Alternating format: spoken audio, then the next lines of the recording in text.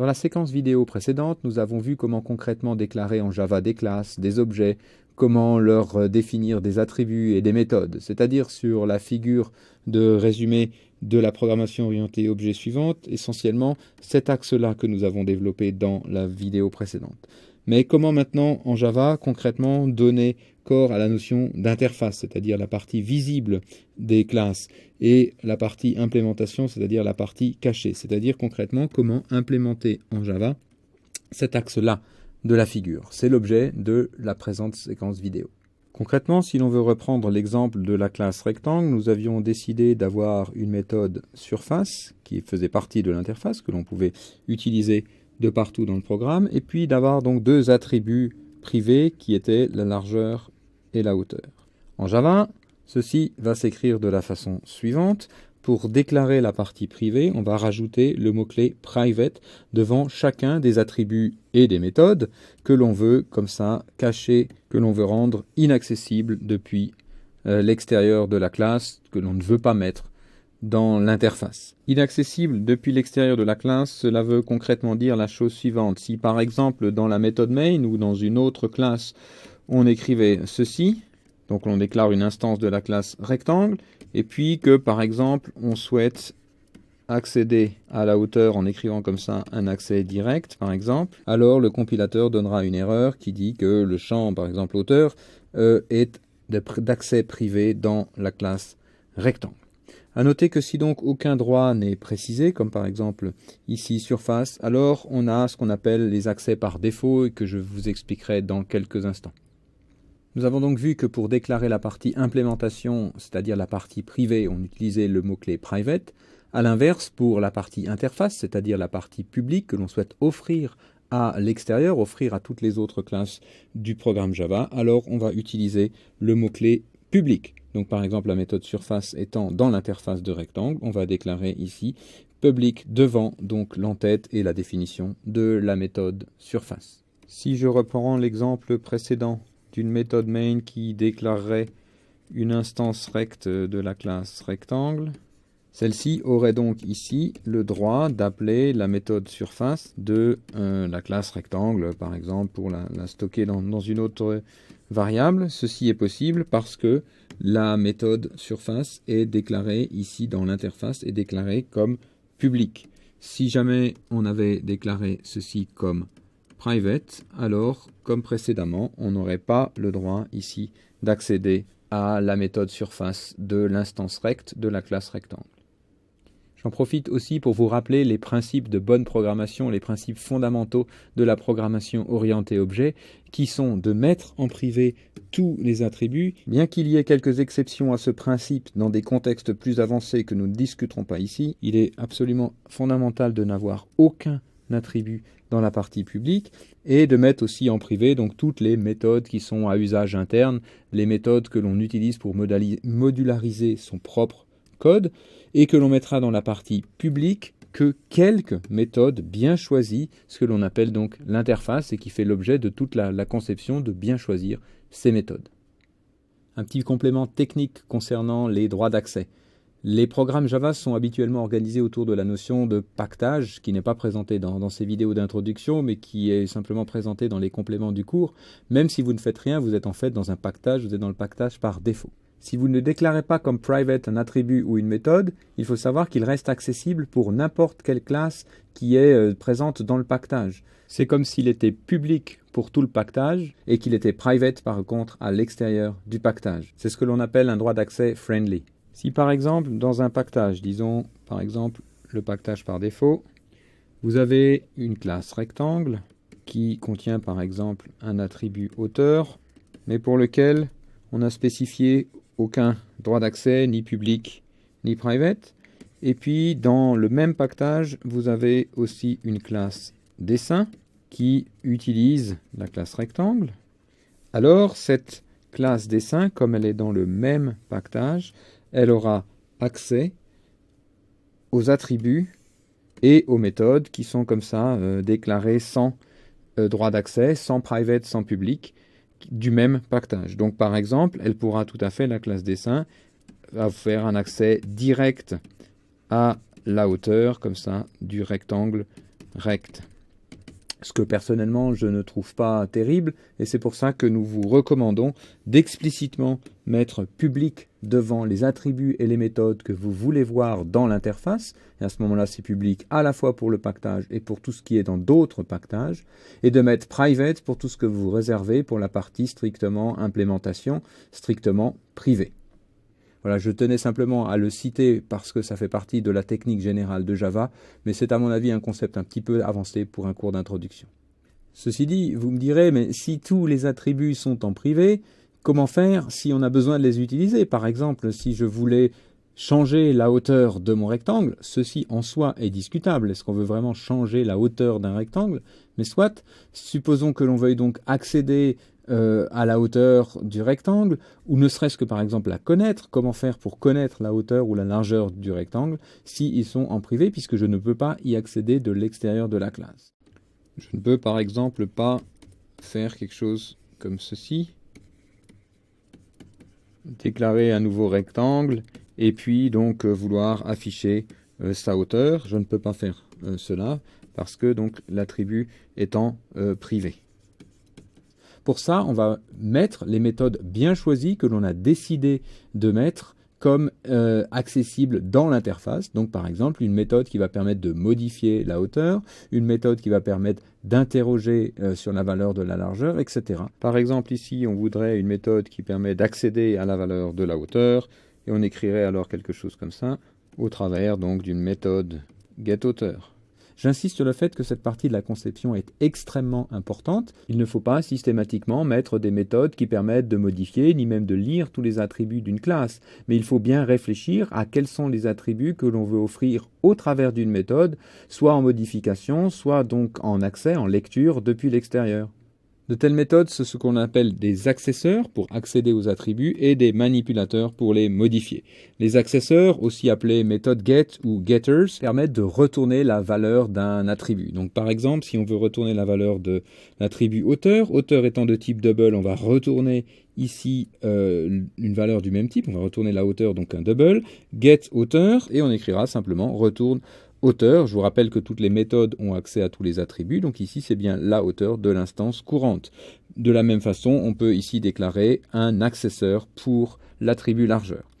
On a aussi donc des manipulateurs, appelés aussi méthodes set ou setters, qui permettent de modifier cette fois-ci, et donc ce sont donc des actions, de modifier les attributs en leur affectant une valeur. Donc pour ça, pour affecter une valeur, il faut bien qu'on reçoive une valeur de l'extérieur. C'est cette valeur que l'on va mettre dans l'attribut largeur de l'instance. Et donc on va recevoir ici un paramètre qui est la valeur à mettre.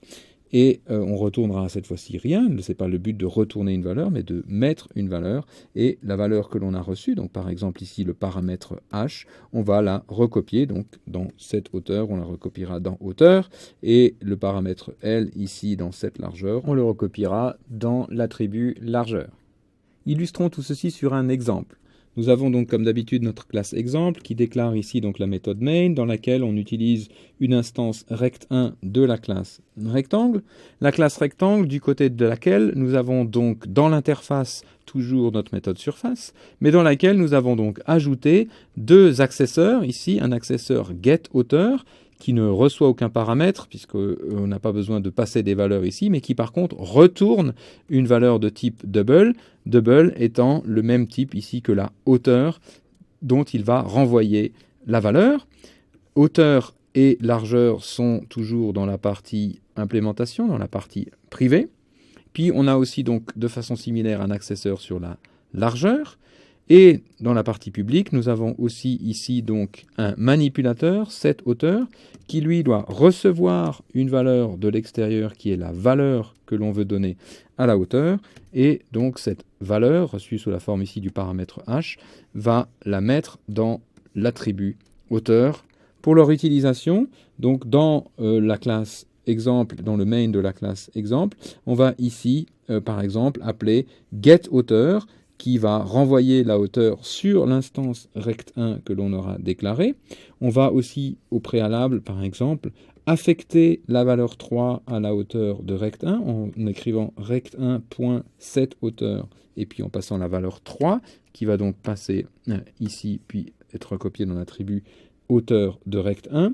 De même, cette largeur sur rectin va affecter 4 à la largeur de rectin. Une autre remarque qui revient souvent de la part des étudiants, c'est pourquoi diable faire tout ceci? C'est bien compliqué, c'est fastidieux d'écrire tout cela. Pourquoi pas simplement laisser en public la largeur, la hauteur et tous les attributs, comme ça on pourrait les manipuler comme on veut.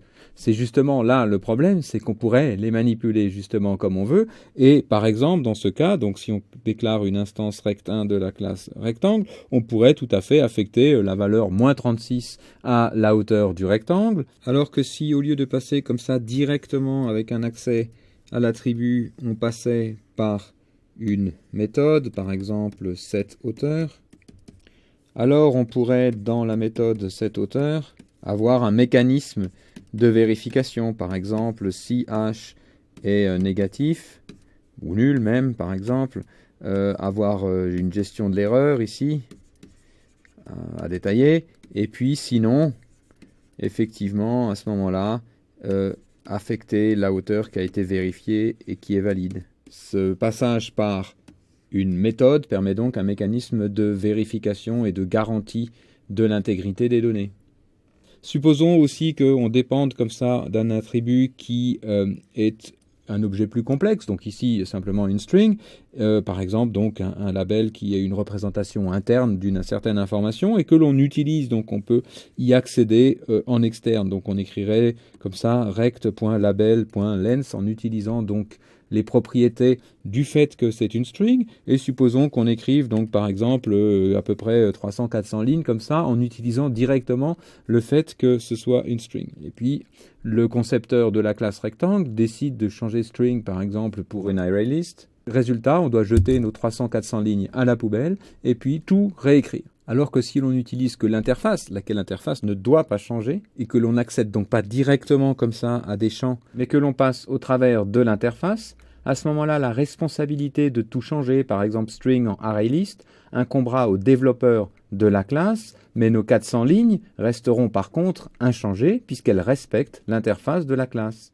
Donc c'est pour ces raisons fondamentales, pouvoir vérifier les valeurs que l'on affecte aux différents champs et pouvoir modifier un programme de façon indépendante, ce qu'on appelle la modularisation, que l'on recommande de passer par des méthodes et que l'on recommande de ne pas mettre aucun attribut dans la partie interface, dans la partie publique.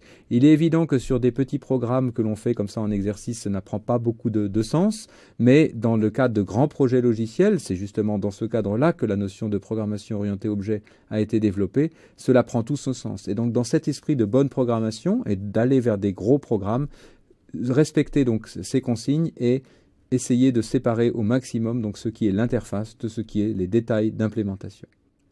Un autre petit complément technique pour finir, la notion de masquage. Un masquage a lieu quand un nom utilisé par un certain objet cache un nom pour désigner un autre objet. Et c'est quelque chose qui, en programmation orientée objet, est typique lorsqu'un paramètre, donc par exemple ici le paramètre que l'on aurait appelé hauteur pour la méthode, cette hauteur cache le nom de l'attribut hauteur. Dans ce cadre-là, on voudrait désigner par cette hauteur-là l'attribut, et puis par cette hauteur-ci, bien sûr, la hauteur que l'on a reçue comme paramètre. Mais il est évident que dans ce contexte-là, le compilateur ne saura pas faire la différence, et donc effectivement, ce genre d'écriture n'est pas terrible. Donc, que faire dans ce cas-là? Bien, soit tout simplement, et c'est ce que je vous recommande, utiliser des noms qui sont différents, donc comme on avait fait tout à l'heure, on avait utilisé h pour le nom de paramètre, là il n'y a absolument aucune ambiguïté, soit sinon on peut utiliser ce qu'on appelle une technique de démasquage en utilisant donc la référence this, qui est donc une référence sur l'instance courante. Donc vous pouvez, si vous voulez, traduire this à peu près par moi l'instance courante. Donc dans l'exemple précédent, ça nous donnerait donc cette hauteur où on a gardé ici le nom hauteur pour le paramètre que l'on veut passer à la méthode cette hauteur. Et ici, donc, il faut démasquer le nom hauteur qui désigne l'attribut en disant ma hauteur, si vous voulez, la hauteur à moi. Donc this.hauteur pour désigner ma hauteur. Donc dans ces situations de masquage, bien sûr, this est absolument obligatoire, mais je vous recommande d'éviter ces situations et comme je le disais précédemment, donc de choisir des noms qui évitent toute ambiguïté, qui soient clairs pour tout le monde, mais qui évitent toute ambiguïté. Résumons ce que nous avons vu concernant les droits d'accès ainsi que les portées des attributs et des méthodes d'une classe. Pour les droits d'accès, nous avons donc vu qu'il y a les mots-clés private et public. Private permet de définir les parties détails d'implémentation, les parties privées, les parties accessibles uniquement depuis l'intérieur de la classe, alors que l'aspect public permet de définir ce qu'on appelle l'interface, donc les parties auxquelles on peut accéder depuis l'extérieur de la classe, depuis le main, depuis d'autres classes. La portée donc des attributs et des méthodes est limitée à toute la classe. Donc par exemple ici x et y sont des attributs qui sont accessibles n'importe où dans la classe et en particulier à n'importe quelle méthode de cette classe. Donc par exemple ici ce nom y réfère l'attribut y de l'instance auquel on appliquerait la méthode une méthode. Et puis on peut donc aussi avoir des phénomènes de masquage lorsque l'on désigne par un nom ici qui est le même nom qu'un attribut, lorsqu'on désigne un paramètre d'une méthode avec un tel nom, alors à ce moment-là, bien localement, la résolution de portée va faire que x dans cette méthode ici référera le paramètre en question, alors que si l'on veut parler de l'attribut x, alors à ce moment-là, il faut utiliser donc la référence this pour démasquer le nom x, et donc this.x ici réfère à l'attribut x de l'instance sur laquelle on appliquerait la méthode. Terminons cette séquence par un aspect un peu plus technique de la représentation en mémoire des objets, aspect technique mais auquel il faut néanmoins prêter attention lorsque l'on écrit du code. Je vous rappelle, comme nous l'avions vu dans le premier cours d'introduction à la programmation en Java, que les objets, comme les strings par exemple, les tableaux, sont représentés en mémoire au travers de références. Par exemple, si je déclare une string v initialisée à welcome, alors en mémoire, nous avons le schéma suivant. V est en fait une référence qui réfère un endroit mémoire où la valeur welcome est stockée. De la même façon, si je déclare deux objets rectangles, rect1 et rect2, alors en mémoire, j'ai également des références vers des zones mémoire qui contiennent effectivement donc la hauteur. Admettons par exemple que rect1, on ait ensuite affecté les valeurs 3 et 4 à la hauteur et à sa largeur, et puis rect2, donc par exemple on avait une hauteur 11.3 et puis 2.7. Donc voilà le schéma que l'on aurait en mémoire. Ces objets sont en fait des références sur les endroits où sont vraiment stockées les valeurs. Et ça, c'est vraiment très important lorsqu'on veut comparer des objets, parce que est-ce que l'on va donc comparer des références ou comparer effectivement les valeurs? À ce stade-là, si on ne fait rien de particulier, on va comparer donc les références. Lorsqu'on affecte un objet à un autre, ce qui va faire que lorsque l'on affecte un objet à un autre, c'est que l'on va plutôt faire quelque chose comme ceci. Si je fais rect2 égale rect1.